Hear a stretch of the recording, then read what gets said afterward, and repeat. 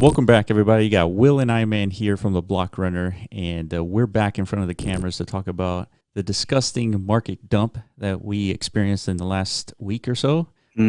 After being 2 weeks of being extremely busy with Ethermon launch and everything. So the Ethermon launch happened to be on the pretty much within 24 hours of the probably biggest dump that we've ever seen Bitcoin go through. Is it officially the biggest dump? It's one of the definitely memorable ones for sure. But yeah, what timing, dude. Yeah. I mean, just terrible, terrible timing. Yeah. But having said that, it doesn't stop the mission one bit, right? Like everything proceeds as usual, as normal. Oh, for sure. Through whatever market condition. And I think every project, is going through the same thing. What's going on in the broader markets is just kind of like noise at this point. I mean, it is kind of, it's sucky, just to kind of, it has like an actual feel to it. Like, especially if it really like digs into your personal finances, if you're over leveraged, especially those who are over leveraged into this space, using, margin accounts and stuff like that. Not a good idea at times like these, like super high volatility. Yeah. So I feel for you guys, and it's something we've been saying, man. Like, only invest money you're willing to lose, because like when stuff like this happens, like you'll be glad you did. Yeah, exactly. I mean? So let's take a look at what happened with Bitcoin. So in the last week or so, we saw a top of 64,000 and change, and then it dumped 54%, which I think the last time that this happened was in 2017, when we saw, within a week, we saw roughly 46% losses. So this is actually, within a week, we saw about, 46% losses. Ultimately, it was much larger than that if you account the entire like dumping that occurred that following year. But within a week, I mean, 46% losses was the scariest that we've seen it. But we obviously now it's even more scarier since we saw 54% losses. But ultimately, if you look at any of the charts from like stock to flow cross model, this is still within the range of like the predicted model that they had. And even though this dump sucks and most of us didn't really like take advantage of it, I mean, the long-term goal is to, eventually reach 100K and then breach, 100K potentially beyond that. And then that's when the 1 year long or 2 year long bear cycle like starts. So I think I'm not worried. I'm actually accumulating as much as I can at this point. Some people are panicking, those who don't really understand like what's happening. But yeah, so let's talk to those people. I guess a lot of that's kind of like the big catalyst, I think, for a lot of this selling activity. It's largely coming from a whole new generation of people who are newly exposed to this space. They don't really understand what it is they're investing in, right? Because there's been a whole multi-month campaign from like the Dogecoin community. Literally has been like the big onboarding, like on-ramp for like, a normal everyday user into the crypto space. This community has created this very wholesomely attractive crypto product, the Doge brand. Yeah. And it brought in a bunch of people like to figure out how to actually invest in these cryptocurrencies. And because of that, they're so new, they're so inexperienced, they're the most likely to dump and like panic. Yeah. Right. Yeah. So, yeah, I guess the best thing to do is kind of like, zoom out, to kind of give you a better picture exactly like this. Just to see like this happens quite frequently throughout the history of Bitcoin. This is nothing out of the norm, really. Yeah. And then if you go look at the Glassnode site and kind of look at all the charts and their metrics and trying to understand like what happened in this range, it's like anyone who bought Bitcoin in this range, they're only feeling the pain because they bought up here and now the price is down here. Anyone else who purchased Bitcoin throughout its entire history, they're sitting pretty, right? They're not worried. Pretty much pre Elon Musk era. Yeah. Anything, but before Elon Musk started talking about Bitcoin, like you're good. Yeah, that's largely like what this is. This new generation I'm talking about. It was a Dogecoin fueled by Elon Musk, sentiment, and then all of a sudden his sentiment does a little flip flop. He does a little bit more research, allegedly, into like what Bitcoin is. Yeah, the man who's sending people to Mars didn't understand what Bitcoin is. Like, I don't know. Like, that's a whole topic in itself. Like whether or not Elon's playing 5D chess with all of our heart and souls. You know?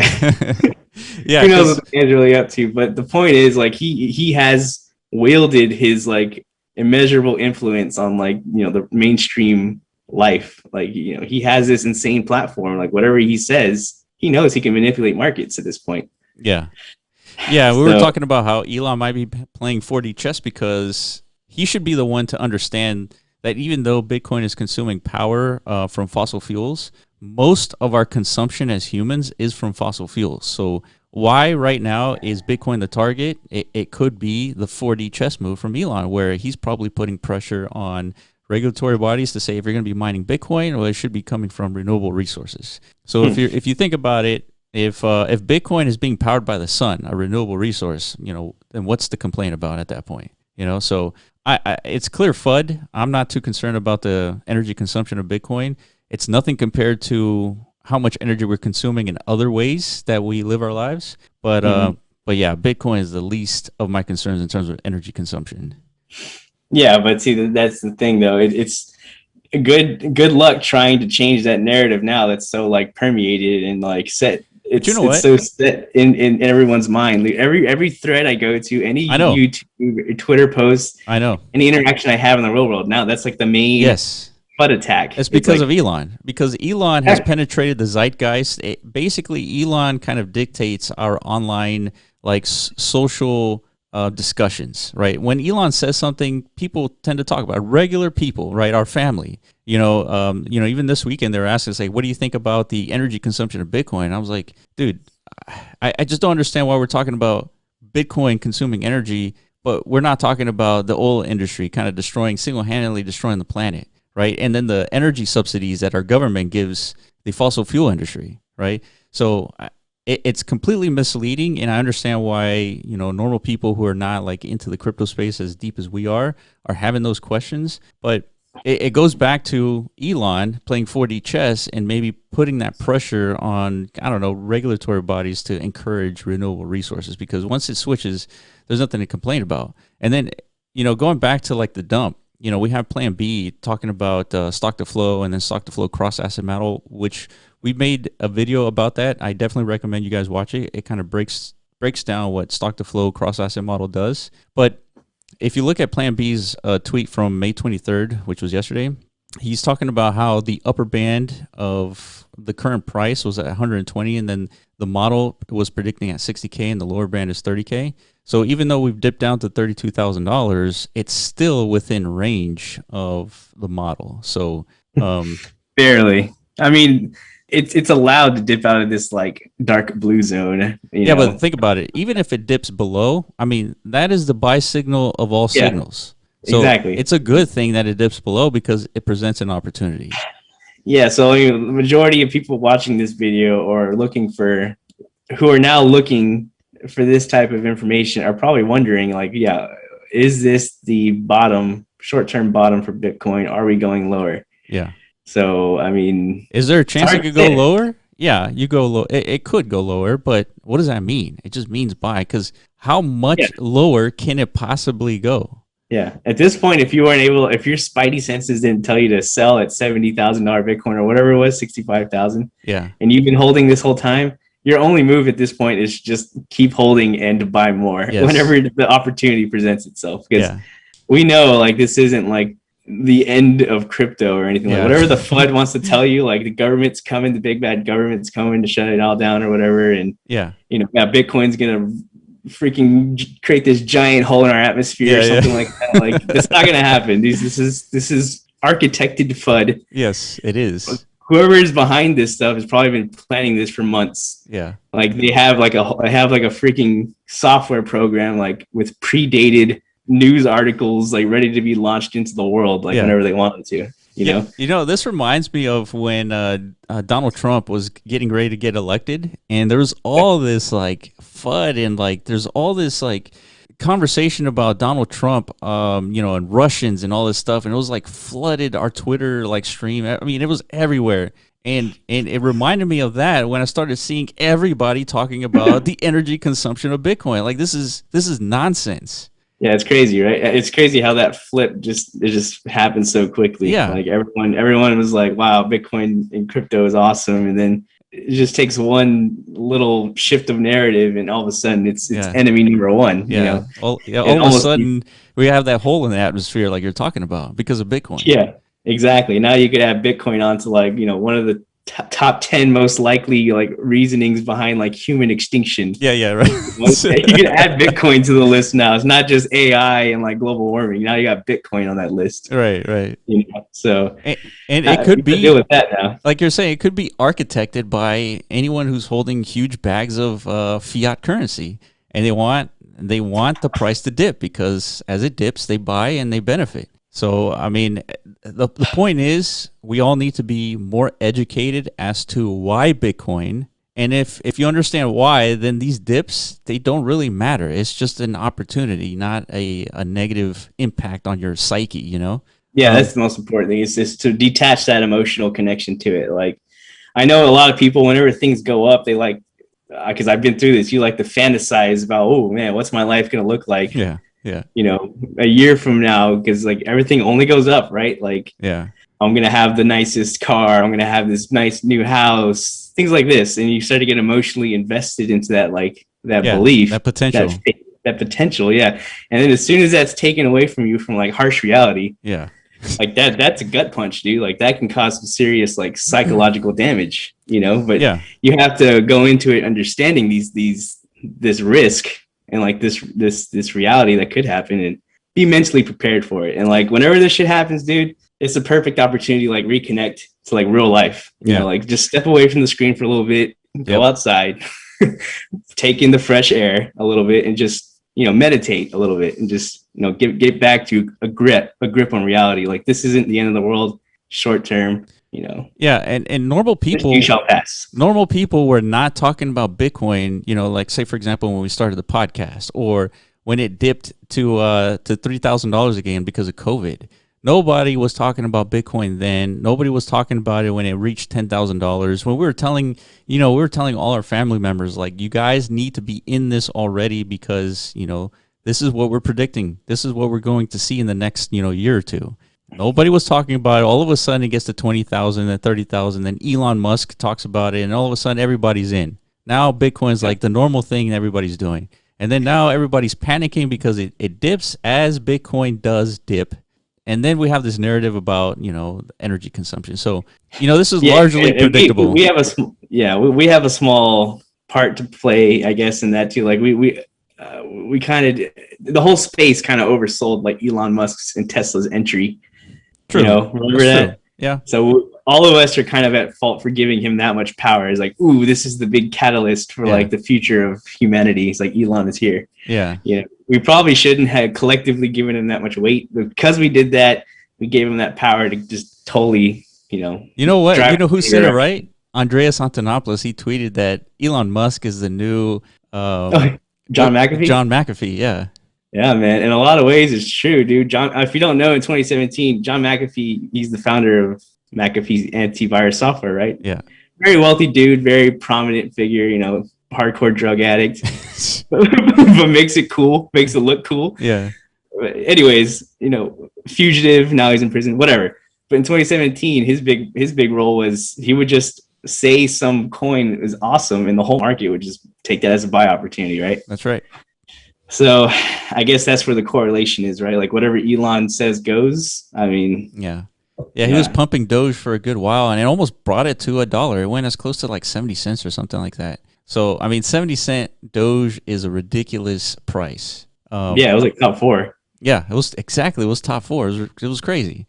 It's unbelievable, yeah. But yeah, the power that, I mean, social media, like influencers have, it's pretty incredible. It is something to study, to really like take an understanding of like how we can affect each other's like minds with, I don't know, some power of influence for some reason. Just because, you know, people have like a ton of followers, all of a sudden they influence people's decisions just because you got so many followers. Like what does that really mean though?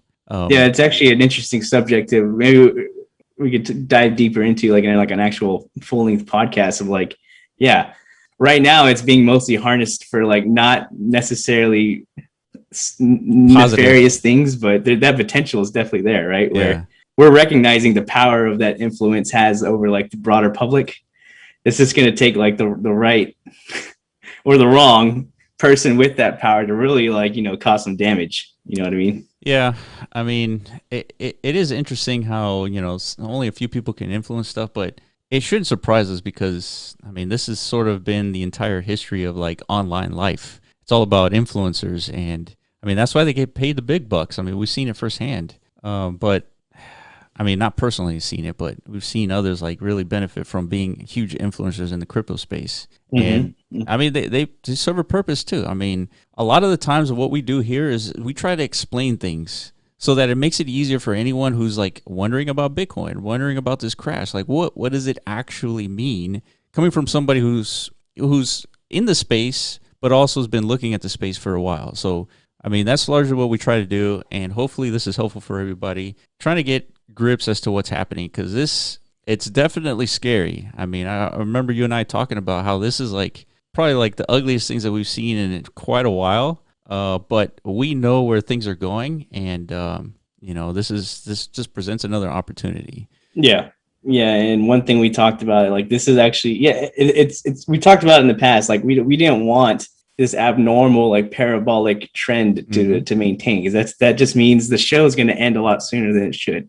So we'll probably dive deeper into. I guess we can. Like let's kind of the longer this cycle continues, that this upper band that you're talking about in this Willy Woo model continues to increase. Yeah, and there's many people who said that this might be a double top, but look at the double top that occurred in 2013. It hit this green line twice within 6 months of each other. That is a double top. We didn't come close. So let me just zoom in here. So here's the $64,000 top of Bitcoin that we've seen. Nothing close to its predicted top at this particular time at $130,000. So now that it's dipped, all this green line is doing is going up, just like it was, in 2017. When it hit that at the end of 2017, it started dumping, followed by a whole year and a half long of a dumping. But before that, it was nothing but just green line going up.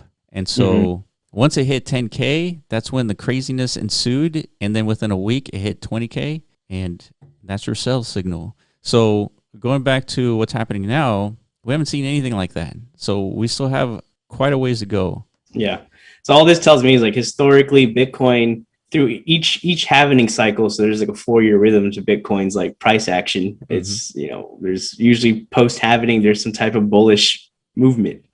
And in this case, we haven't seen this previous post halvening market top yet. It hasn't hit that dotted green line for the Willy Woo charting model. Yep. So until that moment happens, to me, there's no definitive bear market incoming. Like we're still in price discovery mode. Yeah, there's a massive correction because a lot of the narrative has been mostly fluff over the last few months. Yes. Driven by total like nonsense narratives. Yep. So this is good for the broader crypto space. Is going to give time for the actual technology. I mean, we got E2.0 around the corner. We got Layer 2 taking off like never before. Matic is going absolutely bonkers. Probably one of the better performing assets since Doge, which is saying a lot.